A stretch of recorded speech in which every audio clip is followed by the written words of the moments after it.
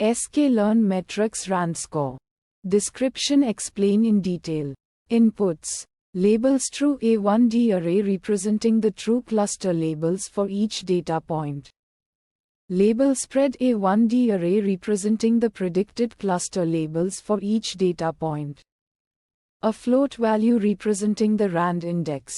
A metric for evaluating the similarity between two clusterings. Steps.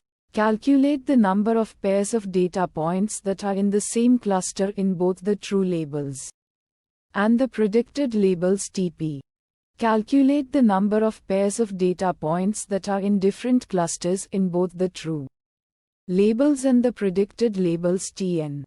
Calculate the number of pairs of data points that are in the same cluster in the true labels but different clusters in the predicted labels Calculate the number of pairs of data points that are in different clusters in the true labels but the same cluster in the predicted labels Fn.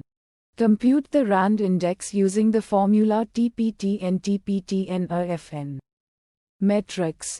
RAND index Visualization plots. Confusion matrix visualizes the true positive TP, true negative TN, false positive and false negative Fn counts for different cluster assignments. None. Challenge 1. The RAND index can be influenced by the number of clusters in the dataset.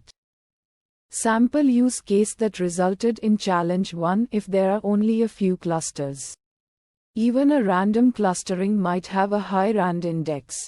Fixes to challenge 1. Consider using other metrics like adjusted RAND index RE or normalized mutual information NMI that take into account the number of clusters. Challenge 2. The RAND index is not sensitive to the structure of the clusters, only the pairwise agreement.